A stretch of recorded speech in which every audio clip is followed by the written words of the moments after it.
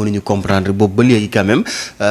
justice bi traîné ci dossier wu ñenn ñi maanaam ba tey yenn arrestation yi nga xam ni bon même su fekkente ne mi ngi am mais yenn arrestation yenn yi ba tey gisaguñu ko te askan bi ñu ngi koy xaar bu baax a baax. foofu yi dafa am manipulation. dafa am manipulation yu am solo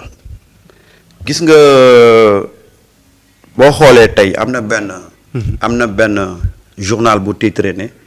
c'est Mimi Touré qui est derrière qui tire les ficelles c'est pas vrai xam nga gars yi je vais vous dire une chose. Il faut faire très attention ci les manipulateurs gars yi dañ gis nga parce que manipulateur dañuy toog tëgg seen schéma. tey manipulateurs yi xool nañ ci réseaux sociaux yu bari que à chaque fois que ñuy wax justice la plupart des Sénégalais dañuy plébisciter Mimi Touré. ne vraiment Mimi Touré bu nekkoon ministre de la justice affaire yi dana demee nii affaire dana demee nii léegi ñoom xam nañ ne ku mel ni Mimi Touré. buñ ko defee ministre de la justice. dana métti ci ñoom ñu ne xaaral ñu commencé diaboliser Mimi Touré xaaral ñu commencé koo diaboliser def ko comme si moom dafa nekk ci gannaaw di tirer les ficelles pour le départ de Ousmane Diagne mu mun koo remplacer alors que c'est pas ça Mimi Touré a donné son avis comme tout bon citoyen. ni ngay joxe sa avis ci justice bi instant bi noonu la Mimi Touré joxe te boo xoolee boo dégloo Mimi Touré bi mu koy wax amul benn méchanceté bu lalu ci biir amul benn volonté de vouloir mettre en mal le ministre de la justice amul benn volonté c'est une citoyenne qui a donné son avis daf ne kat am na ci ay dossiers yoo xam ne mënoon na gaaw. Et je pense que loolu mun nañ ko nangul citoyenne buy wax wala citoyen buy wax nga xool sa justice nga ne man de su doon sama sago. lii ak lii mën naa gaaw c'est-à-dire que loolu noonu la Mimi doxalee. mais xoolal ni ñu ko commencé diaboliser comme si Mimi dafa créer orchestrer benn machine boo xam ne dafa jóg pour attaquer Ousmane Diagne dans un simple but mooy fexe ñu dindi Ousmane Diagne. pour mu wutu place am. Mimi de moom. non Mimi moo mag loolu. Mimi du ñeexum ñebbe de. Mimi moo mag loolu mais xam nga ci luñ ci jublu. Diaboliser Mimi Touré que tey bu fekkoon ne am nañ sax tuuti xalaat pour jox Mimi Touré ministre de la justice. gars yi xaw a déchanté ne non c'est-à-dire que y a des manipulateurs yoo xam ne dañuy xëy suba ba ngoon di manipuler mais moi j'ai suivi l'émission de Mimi Touré. sur Sud FM. mais sa position et son sens ni mu xalaatee. amul benn volonté de nuire le ministre de la justice. et puis li mu wax sax pour man Sénégalais yu bari ñi ngi posé wu question boobu noonu parce que li naan lu ni fa nga kenn du ko jeex rapport yaa ngi fi et tout mais ba tey yoon bi mënul taxaw pour def exactement parce que am na ci yenn yoo xam ni quand même ni mu yeexee nii ba tey Sénégalais yi ñoom mënuñu ko comprendre. mais et que ñoom nan lañ ko mën a expliquer Sénégalais mënuñu comprendre. mais loolu je pense que tey y a beaucoup de Sénégalais yoo xam ne ci loolu mais dañuy wax loolu xam nga tu sais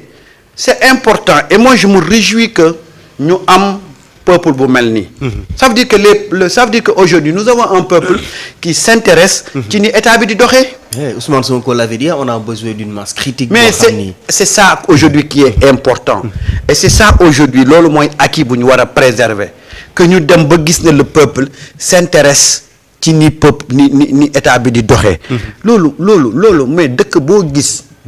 parce que le peuple doit servir dafa war a servir benn seetu. état bi suy dox peuple bi applaudir su doxul peuple bi naa attention par rapport à ça nañu doxalee nii une fois encore. moom Mimi Touré en tant que citoyenne gis na loo xam ne jàpp na ne yéex na ci doxinu justice bi mu joxe son avis. comme ni ko Samba Ndiaye defee. wala ni ko Baara defee wala ñi nga xam ne ñii di nekk ci chat bi noonu lañ koy defee. xam nga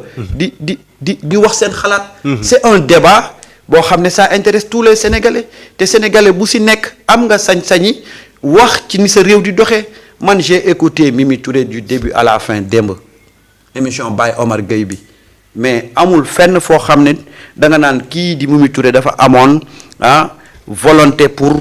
daal di nuire wala mu détruire man loolu gisuma ko wax na nag on peut dire on peut supposer est-ce que par rapport à sa posture est-ce que war na wax nii est-ce que war na waxee nii loolu mën nañ ci débattre mais quant à aller jusqu'à dire que oui c'est lui qui est en train de c'est elle qui est en train de tirer les ficelles pour fragiliser le ministre Ousmane Diagne non c'est pas vrai moi je ne c'est ce que du lu ma constaté man du lu ma gis damaa gis ne rek wax na maintenant nag on peut aller plus mais doyen ci benn côté parce que moom le garde des Sceaux Ousmane Diagne le fait qu'il a accepté ce poste politique est-ce que tey mën na taxaw di réclamer benn neutralité bi nga xam ne puisque tey ku ne xam ne ni foofu mu toog politique moom moo ko fa teg et que c'est un projet boo xam ni doyen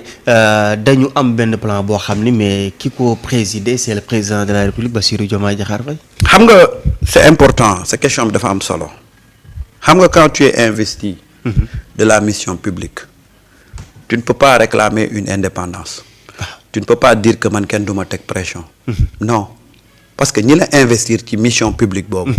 am nañ sañ-sañi di la xool di joxe seen avis il dafa teg am résultat yu ñuy xaar ci yow parce que dafa am résultat yu ñuy xaar ci yow tey président ngi nii population bi dañuy teg pression ci kawam premier ministre a ngi nii population bi dañuy teg ci kawam pression donc fu population bi bàyyiwulee président bàyyiwuñ premier ministre duñ bàyyi ministre ministre dafa am responsabilité boo xam ne vis-à-vis de la population quand il s'est agi de bébé hôpital bi lakkoon ba bébé yi faatu kan lañ limogé le ministre de la santé Abdoulaye Diouf Sarr Abdoulaye Diouf voilà à l'époque parce que département yam la dañu jàpp ne su amee kuy njëkk a payer les pots cassés moom Abdoulaye Diouf Sarr noonu la demee avec la justice avec la santé avec leneen ministre bu ci nekk dès l'instant que nga nekk ministre da nga nekk ci mission publique donc population bi am droit de regard ci li ngay def am droit it d'observer et de critiquer loolu mënul c'est-à-dire que loolu mooy li normal tey ñu ngi nii bu santé bi amee ay gravité population bi dañuy jóg ne on réclame la tête du ministre parce que ministre bi doxalul c'est la même chose éducation bi fii grève am na fi grève yu métti am na fi ñu dàq le ministre de l'éducation fii am na fi ay njombe ñu xool département ba mu concerné ñu dàq ministre bi c'est-à-dire que aujourd'hui le ministre est investi d'une fonction politique loolu il faut mu leer ci boppam il est investi d'une fonction politique mi ngi mel ne de tey nga jël ma sa entreprise jox ma ay tâches. waaw ma war ko doxal nga ñëw di ma vérifier nga non man bu ma teg pression quoi. non loolu mënut a am. man dama libre dama indépendant. déedéet liberté amul liberté dès l'instant que nit ñi ñoo lay fay. mënoo am liberté mënoo am indépendance waaw ñi lay fay nag ñoo la naan. est-ce que nekkul di jaawale mbubu magistrat ba mu soloon. loolu noonu ak tey mbubu politique. loolu parce que loolu mooy moment bi mu koy sol là mënoon nañu ko nangul li muy wote. xam nga mooy li ma lay wax rek. mooy li ma lay wax. te loolu wax naa ko dès le début dafa am ñaari erreur yu mu def ci communication yam muy man ak man benn bi mooy bam ne il est satisfait de la justice moom mu satisfaire de la justice c'est pas ça qui est important xam nga lan moo important ndax population bi nga xam ne ñoom la justice tax a jóg ndax population boobu elle est satisfaite tey j'aurais compris mu ne écho yi ma dégg ci population bi ak ni ñu gisee justice tey mën naa ne man kontaan naa ndax population bi kontaan na ci ñu justice bi di doxee parce que satisfaction yi moom dépendrul ci moom dépendrul ci justice bi xam nga ci lan la dépendre ci appréciation bi population bi di def ci justice bi ci loolu la satisfaction yi dépendre tey le président Diomaye Faye ne peut pas se lever pour dire que je suis satisfait ni Sénégal di doxee déedéet dafay laajte population bi ba pare su ko population bi ne ko alhamdulilah gongo affaire baa ngi dox ñu fal rëccuwuñ ko waaw li tax ñu fal la rëcciwu ko moom bu toogee danaan alhamdulilah sama xel dal na ba nga xamee ne population bi nee nañ ma réew mi mu ngi dox ñoom benn baromètre lañ am d'appréciation muy le peuple kese leen donc satisfaction c'est pas ça qui intéresse. benn côté tamit est-ce que duñu leen nangul le fait que moo ñu le temps de la justice n'est pas le temps de la politique. xam nga Bassirou Diomaye Faye wax na ko. on est d'accord mais la justice le temps de la justice doit être le temps du peuple parce que la justice est dite au nom du peuple c'est-à-dire que boo buggee jël justice def ko benn entité fermée rek yéen a ngi nax seen bopp justice bi ci peuple bi la bokk ci société bi la bokk dafay exister parce que y a une société yow sa biir néeg boo fa toogee da nga am justice foofu ah. ok ok ban justice. moral. ku nekk am na justice morale mais dama ne tey justice bi nii ñu ko tegee nii c'est une justice pour le peuple tey peuple bi ñooy apprécier peuple bi ñooy critiquer kese donc tey mënuñu jël justice def ko une entité isolée qui n'a pas de compte à rendre au peuple amul parce que la justice est faite au nom du peuple donc tey peuple bi ñooy toog ba ne seen justice doxul pourquoi Bassirou Diomaye Faye bi mu yegsee mu ne dañuy def réforme justice. waaw lu tax mu wax ko. parce que jàpp na ni am na ay jafe-jafe. parce que clameur bi mu doon dégg bi muy nekk ci opposition bi. mais ci peuple bi la ko déggee peuple bi yëpp mu teg ci bëtam ba pare dégg ko ci peuple bi ne ñun suñu problème fondamental c'est la justice. mais est-ce que aussi tamit jàppoon yi dañu am ay problème de texte doyen ñu maanaam changer nit yi rek est-ce que doyen est-ce que jàppoon aussi suñu texte yi war nañ ci tëggaat yu bëree bëri parce que bari na ci texte yoo xam ne bu ñu ko appliqué doyen moment bii nii am na ci yoo xam ni Sénégal yi mën nañ jàpp ni lii ak lii la alors que tey ñi nga xam ne ñoom ñoo di juge yi mais seen li leen yoon def sant ak ci lim leen tënk rek la ñu nekk ci doxal. xam nga ñun c'est vrai que quelque part am nañ problème de texte. mais quelque part dañu am problème de les gens qui sont chargés d'appliquer les textes parce que texte lu mu baax nit ñi ngi fay teg